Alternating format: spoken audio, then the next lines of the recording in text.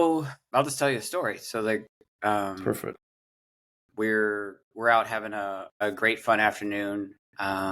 Something comes up, an opportunity to purchase something that I don't feel is like currently in our budget or a great financial decision. We briefly talk about that. She decides to purchase it anyway. And then I just got really grumpy and just kind of like, I wouldn't say shut down, but just disconnected. Yeah. And it wasn't a clear conversation of like, should we do this? And I was like, no, don't do that. And she was just like, hey, what do you think? And I was like, I don't, it's lovely. I like the idea. I don't really feel like we're in a place that makes financial sense. And then she clearly thought differently about it. Decided to purchase it anyway. And I was just like, well, shit, that sucks.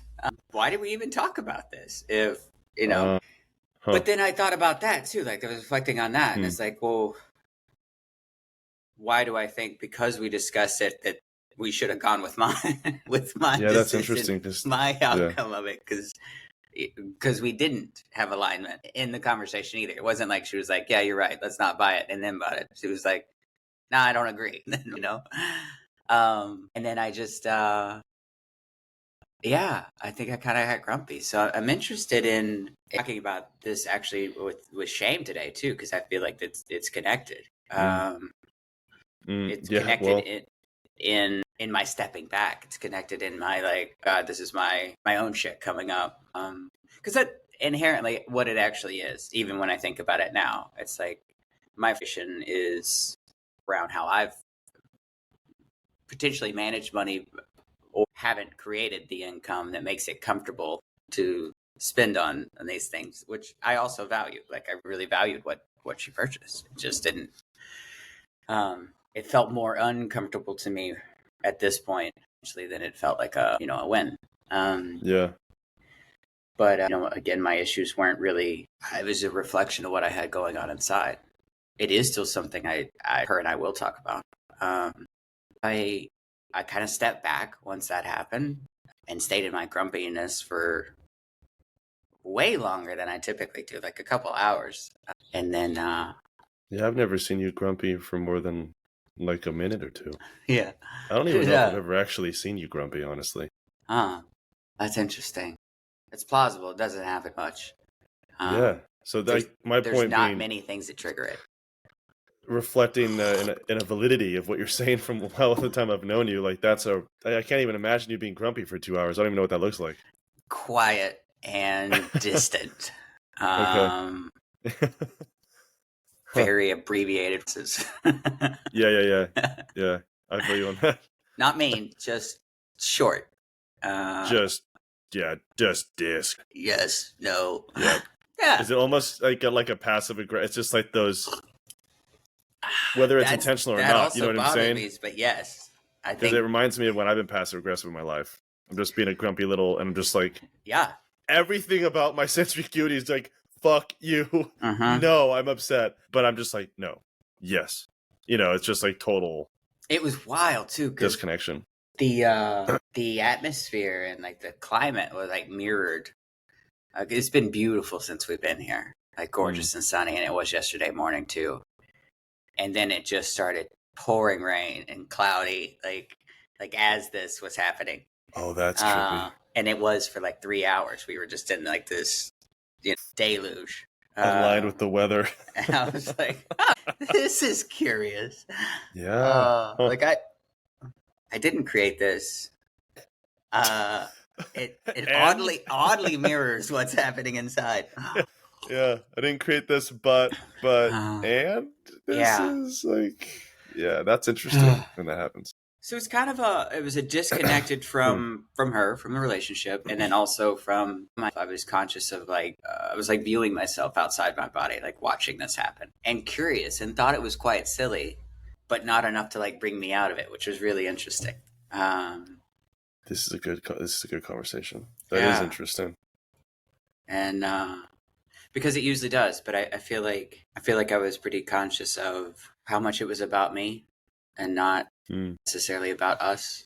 There is absolutely something to talk about, and we need to, because there was a disconnect there. For sure, yeah. But as far as like the choices I made, what was that? Like, that was me. that she didn't do that to me. I chose that, response based on what happened. Yeah.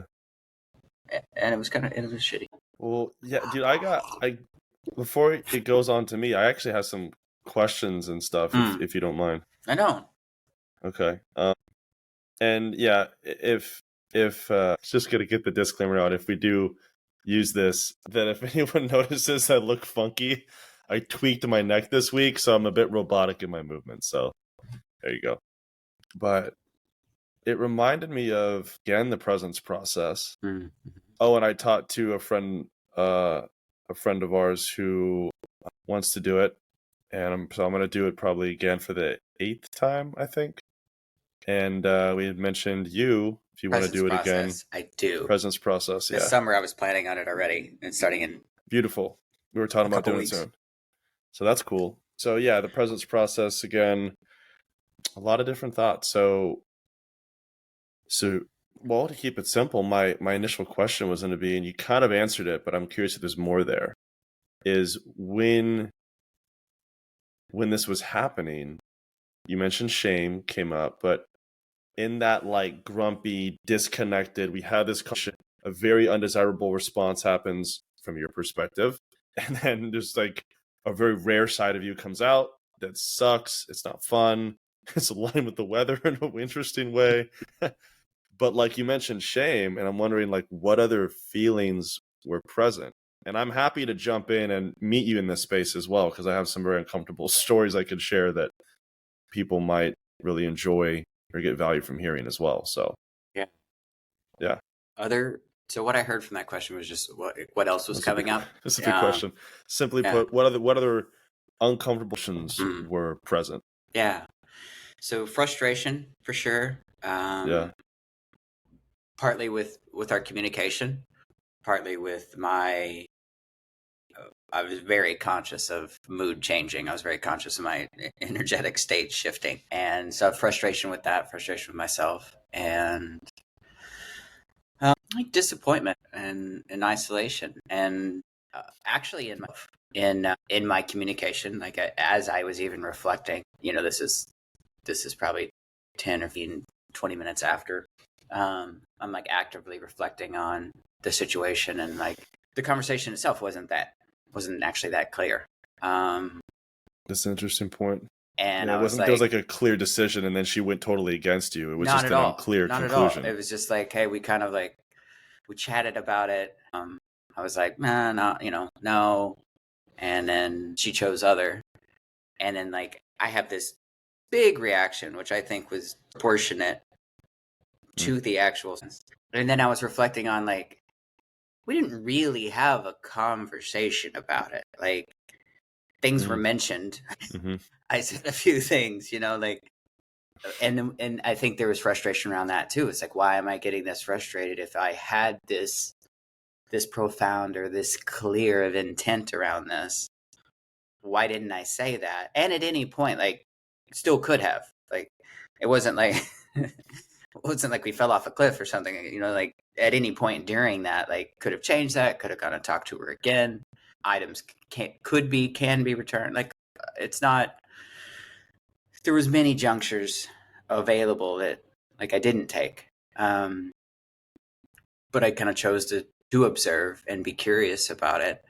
But I think that was one of my only positive responses during that. I mean, like, what I was observing and what I was curious was my shitty response, and now I was showing up.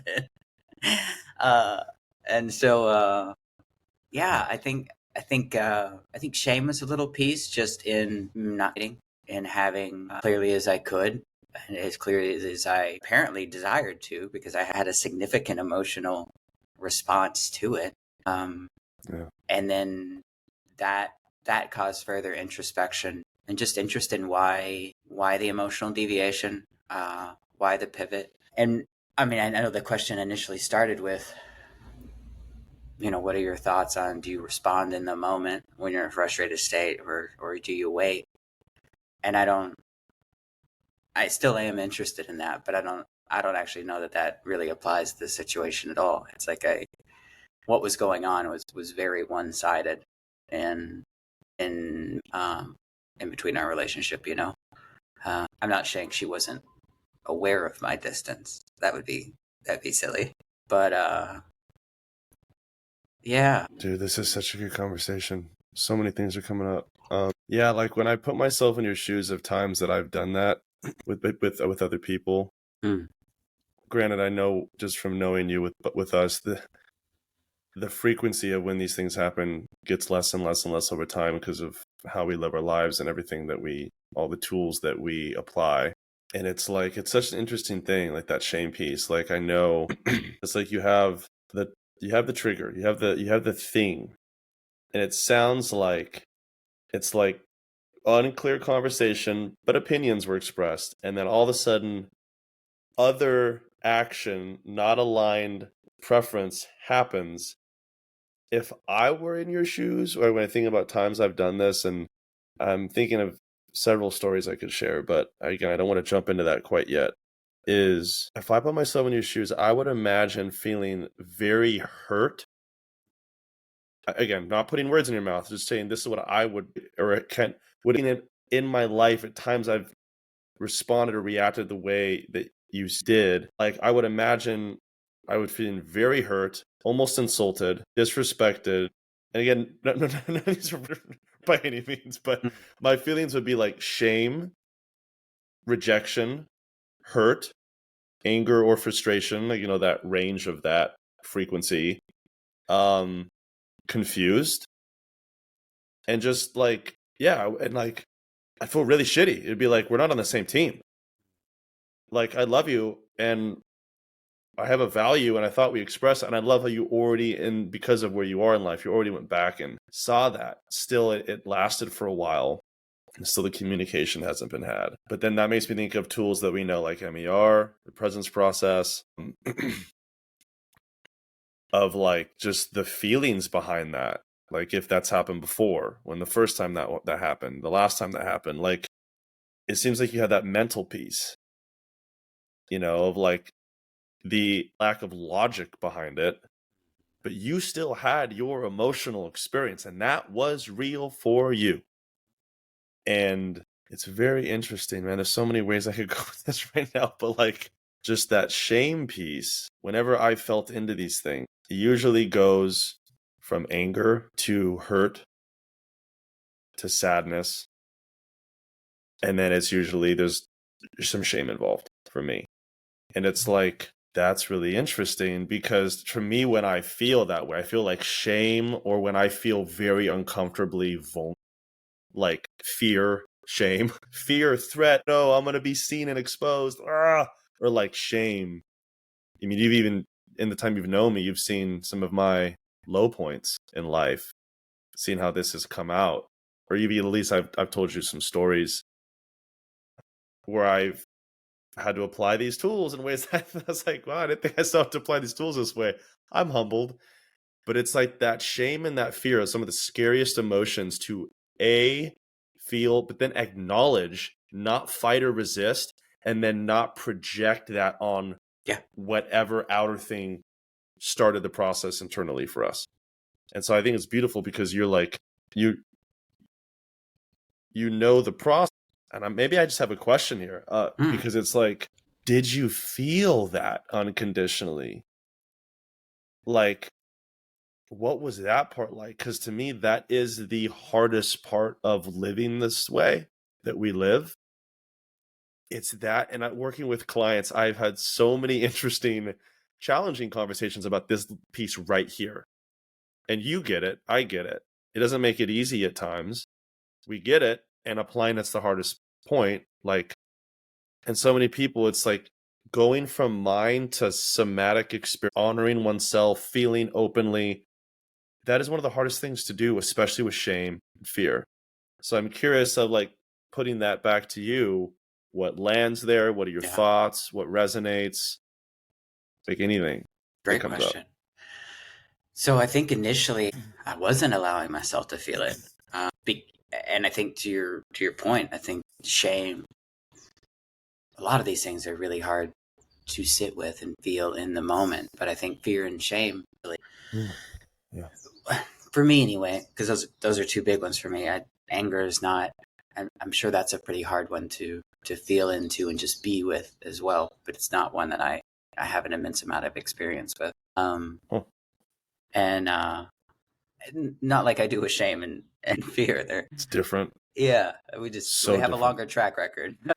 We've been dueling it out for longer in intense ways, and I feel I am so grateful for the tools we have. In my observation yesterday, I realized that I wasn't allowing myself to feel those because I was allowing the shame to pull me out of that, and I was allowing the judgment to say something, to label me, not just to feel, not just experience those emotions. And I feel like it was legitimately a few hours until I let myself actually just be with those feelings. And very quickly, once I did, it started to shift. Very quickly, once I did, like I felt those, started processing, and then immediately went to tools that I didn't see before because I was clouded by the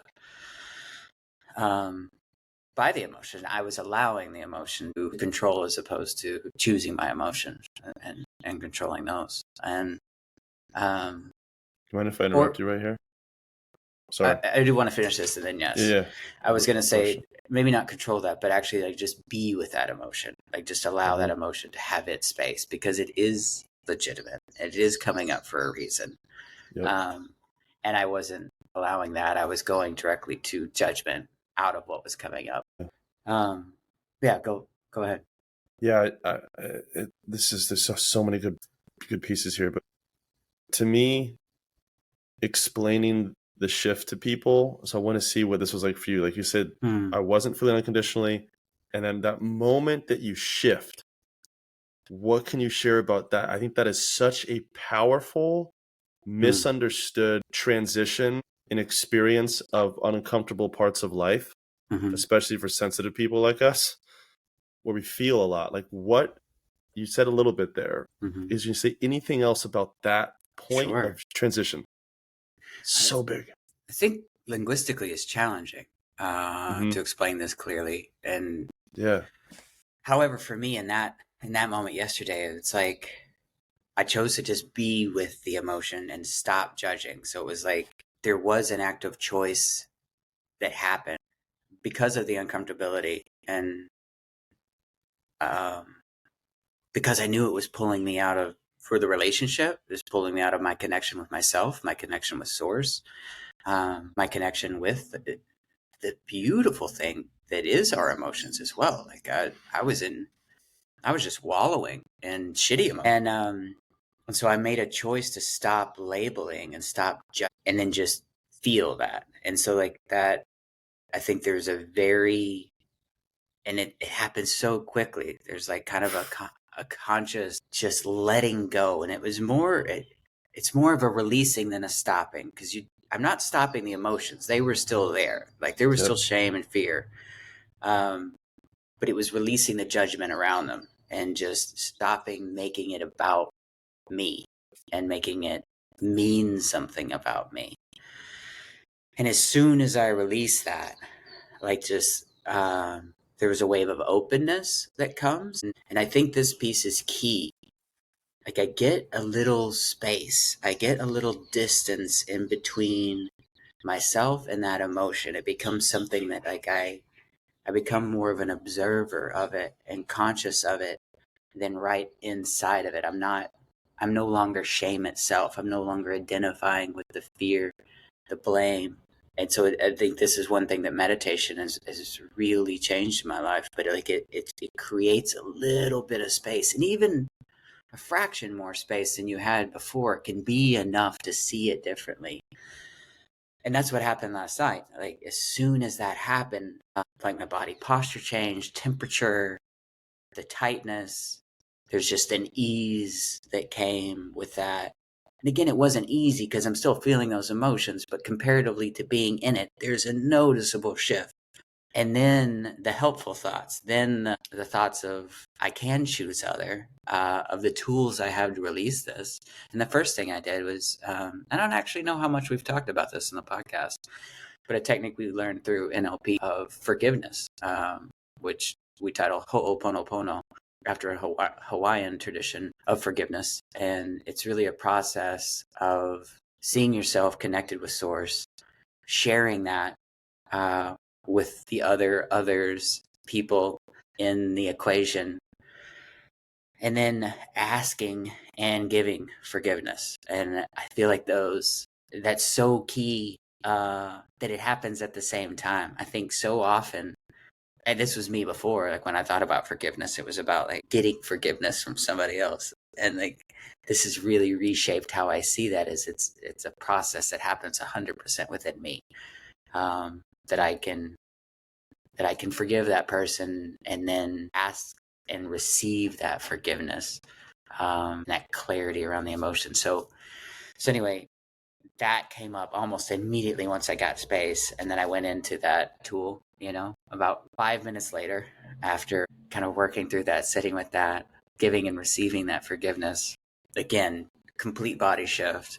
Additionally, even more than the space, like temperature calmed, heart rate calmed, breathing changed, muscle relaxing. I feel present again for the first time since this started, the first time in hours in this situation.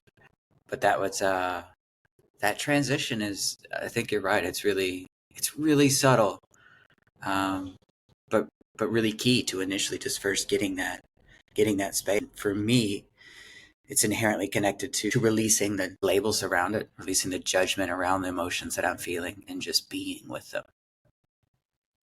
Yeah, that was well said.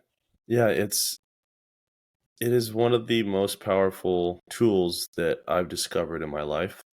And I'm not sure what stuff I've shared on the podcast or not. I think I mentioned the story with my mom. I think I mentioned the story with my tattoo and the Grim Reaper. Did I talk about that? I don't remember that one. Okay. I may just be spacing it, but I don't remember that one. Well, I think for the sake of fear and shame, of just applying this, because I was, first, to honor what you're saying. Again, this is such a good topic. I have like 1,000 thoughts in my mind. I think that's one of the most amazing tools to use. Is on one side of the spectrum, I see it as people that aren't that sensitive. They're not feeling a lot of emotion. Things are a lot more toned down, maybe more simple. They don't feel as deeply.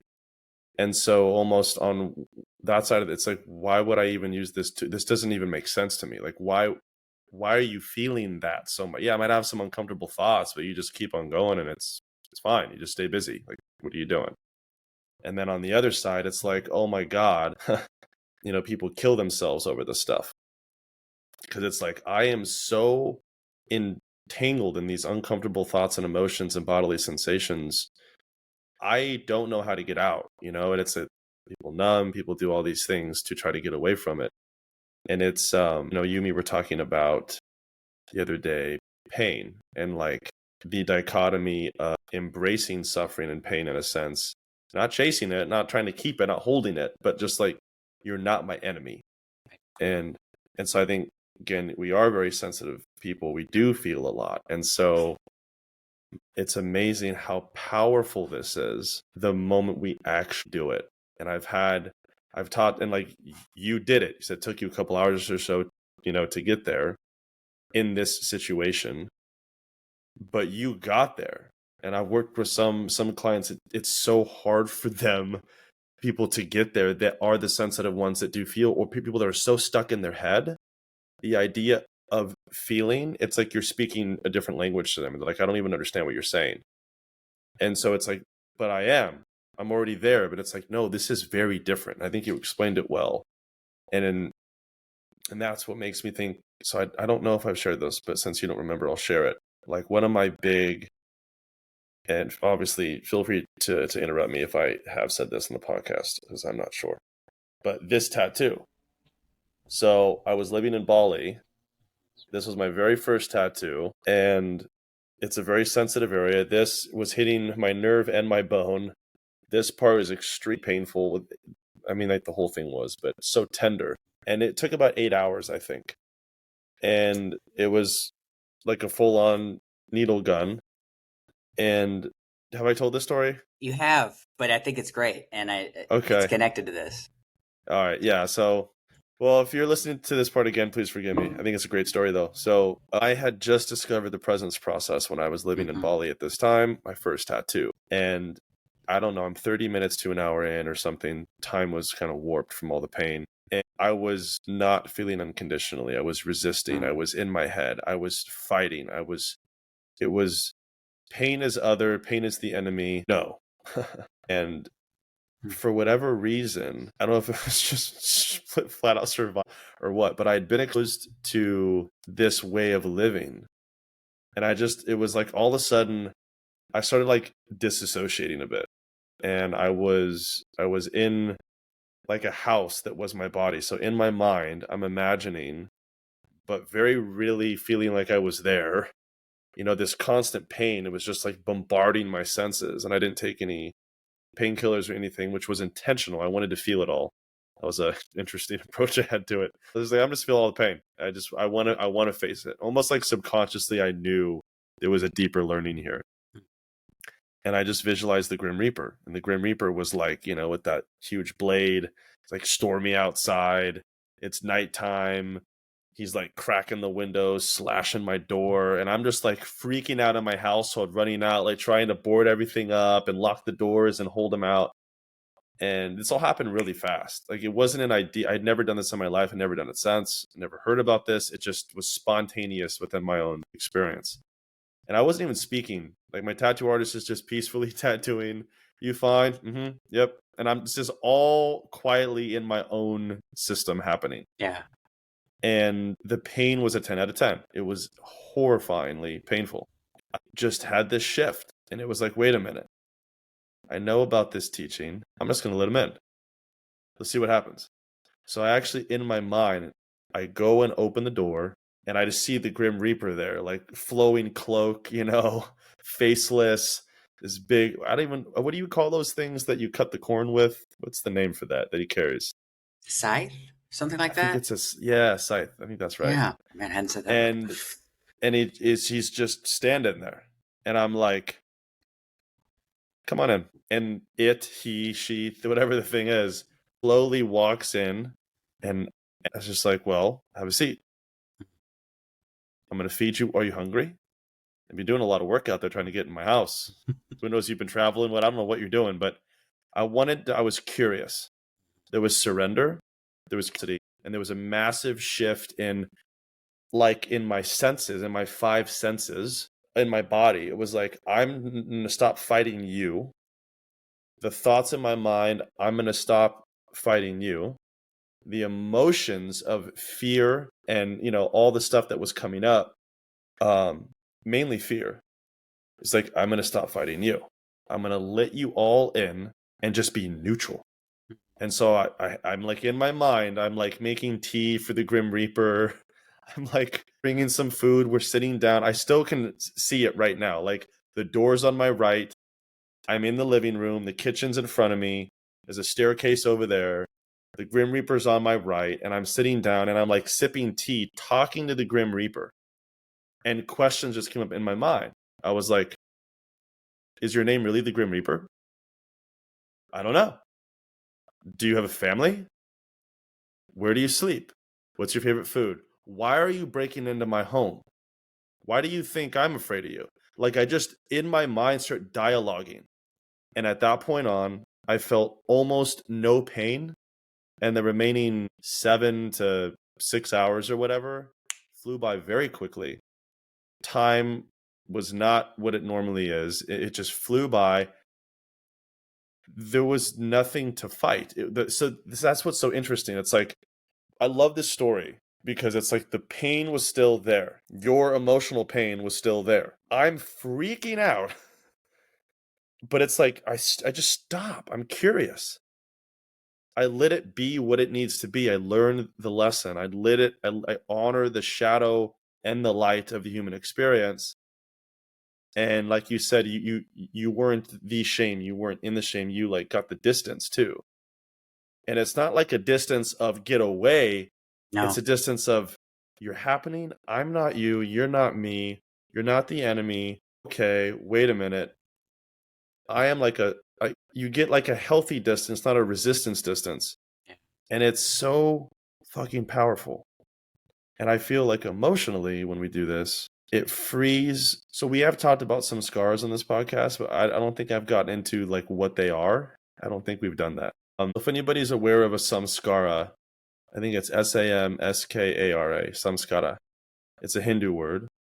And it's basically like a trauma, something happened in my life, and the energy that I experienced with that thing, PTSD would be a form of this.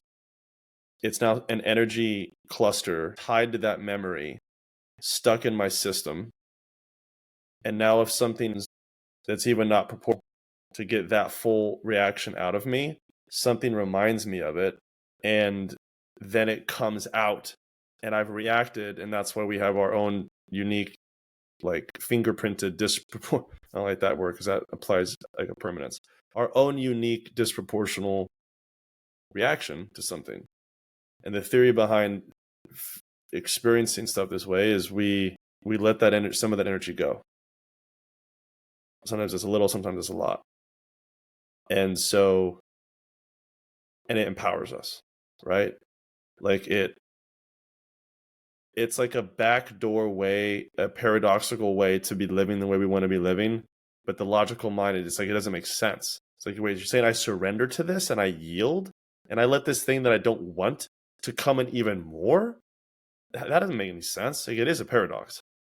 Absolutely. And so, right, on the emotional side, like that's what's trippy about it, because you are short-term inviting in more discomfort, in my experience. Was that the same for you? It's an interest. I think that's kind of confusing too, because like it's more intense in the fact that you're not active, like holding it away. There's not like a barrier you're feeling into it, but the barrier is really, it's a pretty false illusion as well. I mean, like you're trying to separate yourself from it, but by holding that and creating that distance, you're actually holding on to it. You're actually keeping it there. Mm-hmm. And so I do think that there is an intensity shift in that you're just with it. And so it feels different because there's not these imaginary bars in between you and it anymore. But I'd love you to speak with or emphasize again, like how quickly that shifts. Like once you actually take that wall down and are there with it. Yeah. Yeah. It's I don't want to say stories again on the podcast. I mean, I'm thinking of the story with my mother again, right? I don't want to tell the whole story again, but it is interesting. Like whether it's physical pain or emotional pain or mental pain, it is like I'm seeing Jeff actually getting more worked up and angry and more emotionally, and can actually feel more physical pain by resisting the thing that's just happening. Yeah.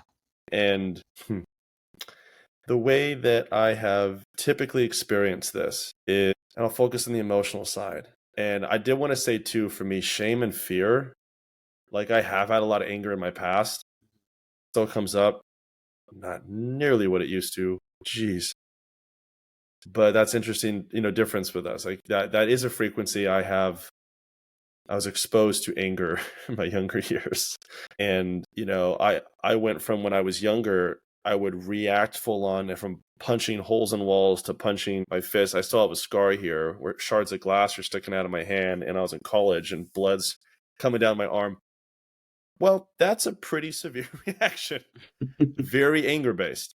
And as I did this work more and all these, the last like 7-8 years of learning all these different tools, but spending like an immense amount of time in this practice, from coming from that violent, angry, very reactive, very victim-y, like just whoo, to like, for me, what typically happens is there's either fear or sadness, like the three main ones. Anger to me is way easier. I feel the anger. I'm usually typically hurt or scared or sad. You know what I mean? And then it goes deeper. But I just keep feeling the layers. It's like one happens. Well, what's beneath that? And I just feel that. Oh, what's that? And then it usually goes. Fear for me is the hardest. Fear and shame are the hardest. Fear is very unique though, because it's like the unknown. Shame is like, this is happening. I've been making something up, but this is horrible. Fear is like, you just don't know. Yeah. It's that unknown piece. And so doing this, I guess getting back to your question, little deviation there, is I like what you said. Maybe I can just kind of respond with that is, oh, no, I'll do this one from Michael Singer. Okay. Resisting uncomfortable emotions is like when something happens in life, and it's like, if we use the sense of smell as the example, and I haven't used this one yet, have I? No, I just know it. I like it. Yeah, I don't think so. I've used this one. Is something smells really, really shitty. And let's use that as a smell of a metaphor to a bad experience that we felt an emotional charge with, something very, whether it's like horrific or just like kind of annoying and convenient. And it's like, oh, so here's how a lot of us go about it. This is what I did most of my life. I've driven by I've had a really bad experience. It's like I'm driving by the landfill and it smells horrible. And I'm like, oh, let me get a jar and scoop up all that nasty smell, tighten it up, bring it back to my house, which is my body, and let the jar out inside my home, seal it in so I know what that smells like. So my intention is that if I smell it again, I know what to watch out for. But the ridiculous thing is that now I have that smell in my house constantly, and it's poisoning my home and my system, my mind, my body, my heart. And to what we're saying, you talked about like the prison, like taking off the bars, feeling these things unconditionally is like taking the smell, like, oh, smell, great, breathing it in and then blowing it out your front door and closing it so it's no longer in your home. But like, you do have to have some discomfort by smelling it, by feeling it, by being with it. So it's almost like something then triggers and you're like, ooh, the landfill smell. But this is like 20 years later. And it's like other people would just be like a little bit uncomfortable. But for me, I've had a severe reaction. I'm like, oh, landfill smell. And I'm like, oh, I'm like getting all worked up. And it's just like, no, but it's in here. And now it's like, no, let me just, as opposed to like, I don't want to breathe you, but you're in my home, my body, but I know you're there. So now I'm going to react, but I don't want to breathe you, but you're still in my home. This way is like, okay, this is going to suck short term. But if I surrender to that and I just breathe it in, okay, come here. All right. And then I do that thing and I just blow it out, close the door. It's no longer in my system, but I did have that short-term discomfort. Yeah. To me, that is the shift of stopping the resisting, feeling it. I usually will cry. I'll just surrender. Like you said, we learned that in like somatic healers know this stuff, the presence process. My body will get cooler. It'll get usually hotter short term and then it cools down. I might sweat. Doing breath work can also create opportunities often to let this stuff out. I've gone into a full fever doing breath work and gone back to the womb, to my shame. This is good. Did a 1 hour long holotropic breathwork session, went into full tears, sweating, shivering, went back. I was in the womb as a little boy and it was like full on shame, being bullied, all this crap. I felt so much of the shame. I felt it unconditionally. I cried. I released it. It was a beautiful moment. Oh my God. Yeah. And so I guess that's what it is for me. It's the short-term pain, long-term gain of let me just feel this. And what we talk about a lot is the world, it's everything's happening for me, even though I can't see it. Like right now, my neck, I tweaked my neck, I've been in severe pain. And I'm like, okay, day 2, I was like, well, I don't understand this, but it's happening for me in ways. And I was able to have beautiful dialogues with my mom I wouldn't have had this last weekend. I would have not even been at her place anymore. I would have already gone home. Different, like just even like prime example for me. I'm in it right now and it's spiked the last 2 days. Severe physical pain, you know? Never perfect with this, but it's like we're still doing it. You did it yesterday. I did it 2 days ago, today. Like we are living this. It's very real. It's never perfect. We have to keep practicing it. Like I think there's a lot of beauty in that. And so it's like, whether it's shame, fear, anger, shame is so intense and one of the hardest to feel, because it feels like you're going to fall off into an abyss for me emotionally, and then I'll never come back. It sounds ridiculous, but sometimes it feels like that because it's such a strong feeling and it's so horrible. I mean, people will go to obscene lengths in this world to avoid feeling fear and shame and sadness. Yeah, that's my response to that. I appreciate your clarity around that too. Helping kind of clarify and elucidate that process, entering into feeling, owning, and then releasing, and how much. And it's easy to see with like the story of the smell and stuff, just like how much healthier that is as a habit, as a way to show up, than holding on to the emotion, owning it, keeping it inside, keeping that awful feeling, that trigger, whatever that thing is, inside, and living with it as some kind of reminder or that we think will help protect us from that in the future. When, as you know, your story really like clearly points out that all that does is keep it with you at all times, and affect everything else you're doing. I think another a neat kind of addition to what you're talking about with these, not just emotional cycles, but the way we store emotion. One of the things we loved and learned from NLP, I think, was so useful is that we store emotion and memories kind of in clumps. We store our thoughts and memories based on the emotion, and typically the strongest emotion associated with that memory. Yeah. And once we start forming those in our youth, we kind of automatically just start placing them in these categories. And that's one of the things that's so powerful about, you know, doing mental and emotional release techniques. And we've seen huge changes in our own lives and our clients through this. Once you start to go back and take those labels off of those experiences and actually sit with the experiences again to experience it in a completely different light. And not, you know, the idea is not to go back and relive traumatics or experiences. The idea is to free yourself from holding that inside, of having that be part of you, having that something you identify with.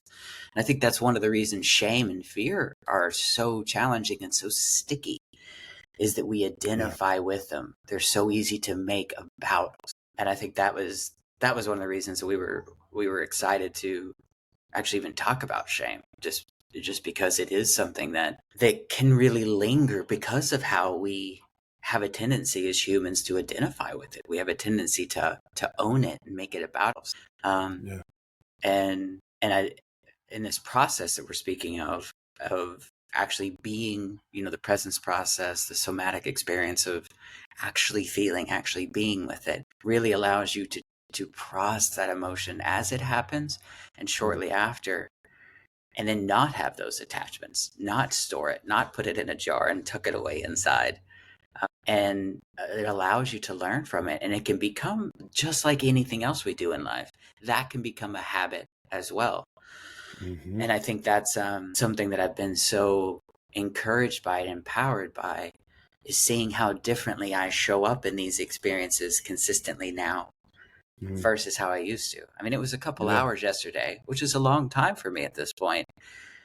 But not that many years ago, it could have been days. I could have spent weeks feeling that. And I did with some frequent. And I think a lot of us can identify with that experience, and just the reality and the truth of the freedom that can be found through open arms, releasing labels, releasing these judgments, releasing basically our holding on to these experiences, and how transformative that can be of our whole experience. It's changed how I see and feel about myself, how I show up in relationship, how I'm able to communicate, you know, internally, externally. It's so powerful. And I think like that's, as unpleasant as it is at times to bring up these scenarios, you know, especially one that's happening like yesterday. It's like, shit, I thought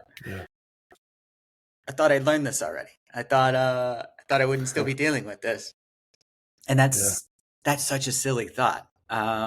it's common, and I'll probably have it a bunch more in my life, but it's not consistent with the human experience. Like, we are always evolving, and to evolve, we have to experience things to grow from them. Like, if there wasn't causation for my awareness of something needs to shift in me, there's no awareness of that opportunity there's no awareness of that growth. And actually, we can get into this now or not, let me know what you think, but one of the things that brought this idea of talking about this shame was, experience that happened to me a week or two ago, while driving. And I think the reason we bring these stories up, and I'm talking about it all, and I shared this with, Dustin in the first place, like, was for the opportunity to grow from the opportunity to see the lessons.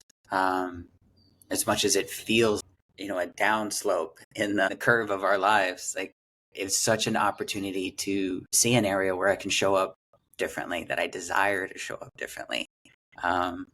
It can show us areas where we are hanging on to things that we weren't conscious of. So I guess probably about a week and a half ago, my wife and I were on the big island of Hawaii. We'd spent the morning, a gorgeous day. I'd spent the morning at Hapuna Beach, which is one of the prettiest beaches I've ever been to. Just stunning in its clarity and just the sand. And on our way back to where we were staying, we were looking up at a mountain near there, and there's a big observatory on one of the old volcanoes mountains there, kind of right in the middle of the big island. And we'd rented a truck and just decided we wanted to go up and check it out. We didn't have anything else on the schedule. So we take off, and it's like an hour and a half drive, but just gorgeous. Like, the scenery is just beautiful. And this mountain is really stunning in that it spends an immense amount of the time during a day in a cloud. And so, like, clouds will come and go, but you basically are driving up into a cloud when it's there. And so it was just a really gorgeous journey in and out of this cloud. We're having great conversation. We actually end up picking a hitchhiker up on the way up there. Another guy who's traveling from the mainland, who's been here. I guess he's been here for weeks at this point. And wow, it was a really safe environment, as far as, like, I know hitchhiking doesn't happen a whole lot anymore, but yeah. he had his full backpack on and was just like hiking beside the road, and he was just trying to get to the top of the mountain because that night was a full moon, and he wanted to kind of experience that and see the stars. And so when we picked him up, had a great conversation. We get to the visitor center halfway up the mountain, and the roads, I guess a bit more than that, but the road's closed to go further up because of super high winds, over 70 miles an hour, and storms. And they don't, because the roads are so narrow and stuff up there, they don't let people go up. So we decided, they didn't know how long the roads were going to be closed, so we just decided to hang out there for a little bit. And there was a neat little mountain, more of a hill, right near that visitor center that you could actually go climb and get a great view of a large part of the island, see the beach and stuff. And so my wife and I drove over there, kind of up this dirt road, to see this kind of this parking area to go, then hike. So we hike up, feeling great. On the top of this little, like, observation mountain, I see this dirt path going back around off of the parking lot. And I was like, man, that looks really cool. It didn't really go anywhere. It just kind of looped back around these little mountains and stuff. And I was like, we're in a truck. That'd be really fun to just, we're on an adventure. Love adventuring. Let's just go check it out.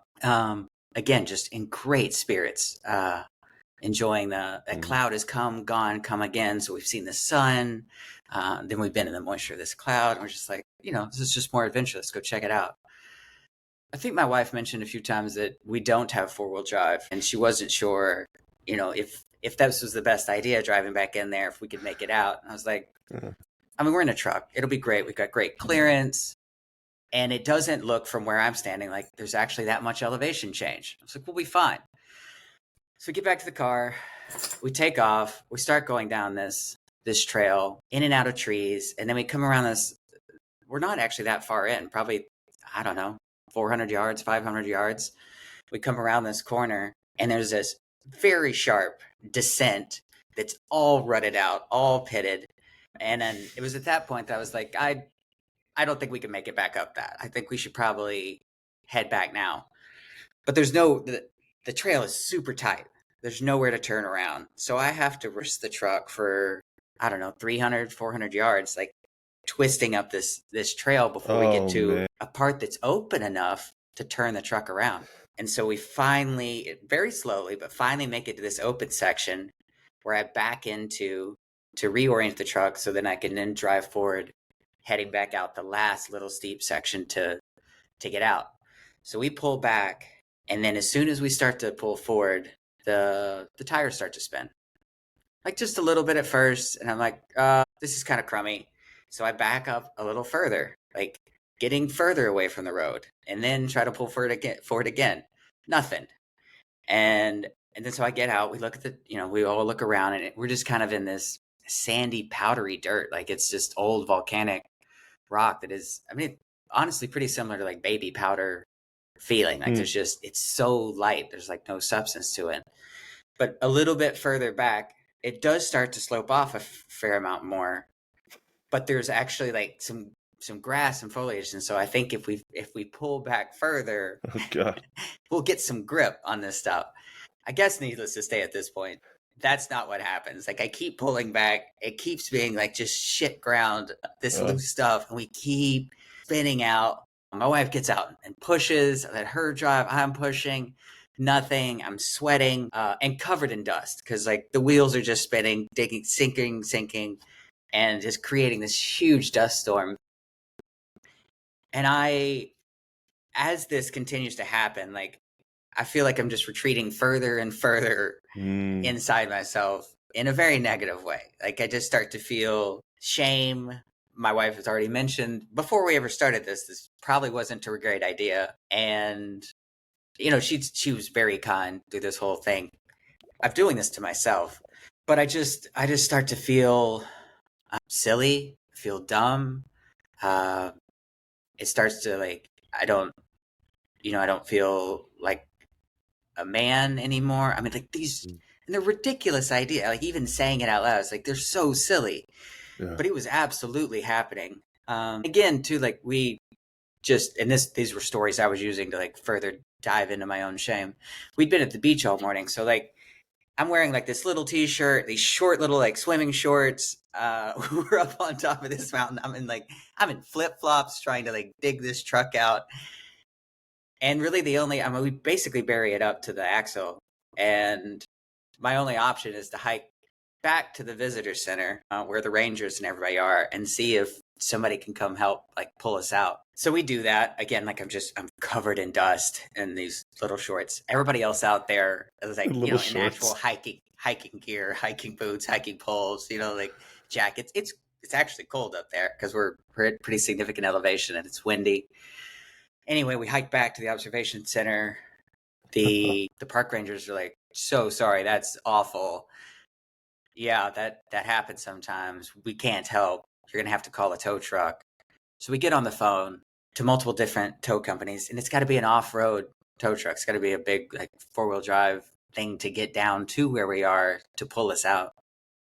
And again, just it's hard for me to even talk. It's hard for me to, because of like just this guilt and shame and stuff I'm feeling. And this is kind of, again, surprising to me that I'm experiencing this at this juncture in my life, but I absolutely am. And it is awful. So my breathing is rough. Like I was saying before, it was hard to actually ask for help and talk to these people.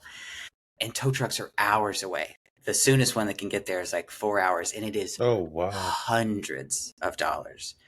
We got a quote for over $1,000 to pull us out. And I'm just like, another layer of like, this is now more than we've spent on any other singular aspect of this whole trip, including the flight and everything else. It's like no other single thing has cost this much. And I just, just wanted to check out what that road was like.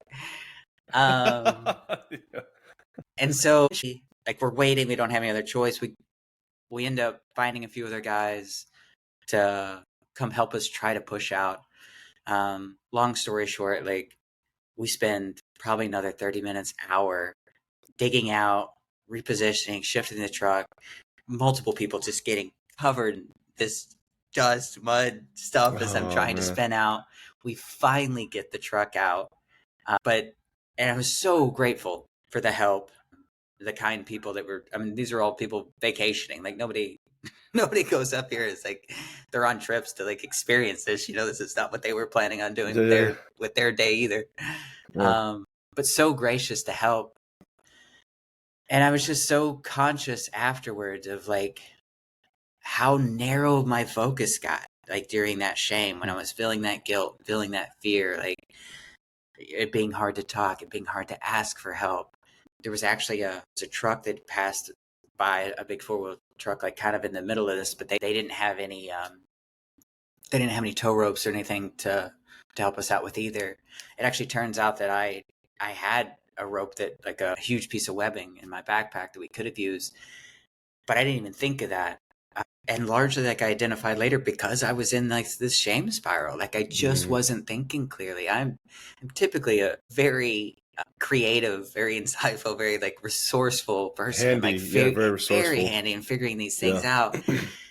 But I couldn't see any of that. I couldn't see any of those options because I was buried up in this judgment, in this blame, in this guilt, maybe even around getting stuck, around not being in my power, not showing up how I wanted to. And it was a really uncomfortable experience of just seeing there's still a story there that I've hung on to. There's still part of me that identifies with that shame. There's still part of me that sees myself as helpless and wounded and isolated, that no one wants to help, or that is simply, it'll cost me, a lot of money or pain to get out of these situations. And there was a part of that story that I didn't realize was there anymore. And this little adventure off-road really elucidated an area of my life that I have since gone back to and done release work around, and seen huge transformation in, even just in the last week and a half. But I never would have known about it without that really shitty experience on the mountain that day. Yeah. And it's just so profound how quickly that shift happens, how once I started to feel that shame around getting the truck buried and stuff, how I just dove in. Like I had a choice there, but because of former experiences and former like shame that I hadn't dealt with yet, it was a very slippery slope. And I don't even think I was fully conscious of that transition into that pit until I was out of it later, until I actually got some clarity later. And so I really just wanted to share that as a funny kind of adventure story, but just how quickly it can go from like a bright, sunny beach day that we're just going to do a little mountain adventure to I'm worthless, I'm isolated, I don't know what I'm doing, I always get as stuck, which none of that's true. But I believed it with everything in my body for a period. And so I was really excited just to bring that up as just an example of how life can show us these things that we're hanging on to, can show us these patterns we have, and give us opportunity to release that, and give us opportunities to choose a different ending to that. And how I tell that story today feels incredibly different than how I felt about that story that day. And we had multiple friends on this trip, and everybody found out about it, of course. Like, this will be part of our future vacation stories moving forward. And I'll get to enjoy it. I'll get to laugh about it. I'll get to remember like that day that opened an opportunity for that transition, for me to choose another story about myself, to choose another reality that is much more true, much more affirming of who I actually am. And it was just a little adventure in the sand. Man. Whew. That's a great story. Just sharing that, man. Yeah. Thanks for listening. I don't think I've gone back to that then. Yeah, man. There's so many good lessons in that. It's There's so many things that came up as you're sharing that. It's like, because even the way we're taught it, like I think in traditional psychology, it's like, sadness is always beneath anger. And like, there's like the hierarchy of emotions, and in the breakthrough sessions that, we've done on each other, we do, with clients, I love those. That is a part of it. And there's an intentional order of how we do release work on certain emotions in a certain area of life. And there's a reason why certain emotions are ordered that way. And shame is like one of the gunkiest, most core, deepest ones, right? And so it's just such a different, because I love to like guilt versus shame. Guilt, I've done something wrong. Shame is I am wrong. Yeah. And I've had a lot of experience with that, unfortunately, as well. And it's like, what I love about, one of the things I love about your story is it's like our approach. Let me know if this resonates. Like, this is my approach. If people can see my hand, it's like you're going through life in what traditional psychology calls your emotional baseline, like we all deviate, and each person has, like, some person's just much more happy, or it's just this person's typically this sad. And there's ways to change that. And like what we're talking about, the way I see it is like, I'm going at this emotional baseline. And what most of us do is like, we never want to drop down. We get upset. We either distract to get back here, or maybe temporarily try to get a little bit above. We drink, we use sex, we use money, we use vacations, we use whatever. But it's like something happens, a trigger, we're hurt, something happens, boom. And with shame, it's like short term, it's like you can drop so low. People will do like anything. I'm thinking of the movie Dune. Like, an animal will gnaw its leg off to get out of a trap. What will you do? Like, it's just like, I will do anything to not feel shame. And we're like, no, I felt it. Ooh, this sucks. What's beneath it? Let me have some curiosity here. And yeah, short term, this is gonna suck, because I'm not trying to run away from it. Short term, boom, okay, and I might even go a little bit lower. But now, where this was my baseline before, now I've gone lower, and now my future baseline's here. And that you and I have talked about this a lot, is how much of our lives have changed over the years. And I'm excited for a plan we have for a future podcast with someone, where we're probably going to get more into some of the hardest times of our lives as a group. We have that idea, and be like, if I started here, mentally, emotionally, spiritually, whatever, I can say physically in ways, but like, I start here, and like, yeah, there were years where I just felt I was going down, but my baseline is way up here now. And I know a lot of people that I've met years ago, and maybe their baseline, because they didn't have the sensitivity, or for whatever reason, maybe it was a little bit lower, maybe they're a little bit higher. And I see them, and it's like, not right or wrong. Maybe they're really, really happy at that baseline. My baseline, I wasn't fulfilled. I wasn't at peace. I wasn't at all living the life I felt I was meant to or could live. And so it's like, there's so much power and utility in what we're talking about. And especially with shame, is it's like, it's such a false, I love what one of our guests, Kimmy, said, like, spirituality isn't in this white robe sitting on an altar teaching people, where you're like semi-enlightened. And I feel where movies, ego or whatever, spiritual ego is a very funny thing, where we like, I've done this, or it's like, I have this false idea of what I'm supposed to be enough, to be worthy, or to just be what I think I should be, that's just right or wrong even. And it's like, none of what I teach, none of what I've embodied, none of what I've been through has anything to do with, I should never have to reuse this tool again. I should never have to revisit this new healthy habit of mine. And I love what you said, like, you could have stayed there for weeks before. In my past, I've been in bed for weeks, whether it was due to physical stuff that I've had challenges with, or all the emotional, mental crap that went along with it, of allowing myself to stay in that state and blaming it on the physical, and being like, looking back, ooh, that may have been a lot more mental, emotional than I wanted to admit at that time, right? And so I think that's really powerful what you're saying there, is it's like, man, like we have so much power in using this way of living, utilizing it to constantly empower us, where we constantly get better over the long term, because doing this work isn't fun, whether it's the financial, energetic, or short-term cost of doing a breakthrough, or of meditating, or doing this practice, or feeling unconditionally, or doing MER. It takes time and energy, but the payoffs are so huge. And I don't believe it ends. It's just, do we get to a baseline we're satisfied with? Even like another guest we had, Jesse. I don't do the cold plunges as much when I'm doing well in life, you know? Like, but these tools are always here. It's like, to each his own. But we are constantly able to do this and apply it. And the benefits are enormous. And we get good stories out of it too. Absolutely do.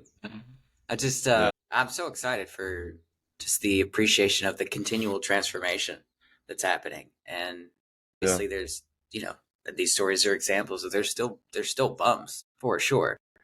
Yeah. But that baseline has changed so much. My ability to respond differently, to choose a different story, to bounce back, to not be in that state is so much shorter, so much more abbreviated than it was. And there's a real joy and peace in that, and knowing that there's still plenty of growth. Like, I don't think complete is really even an option as far as like finishing that.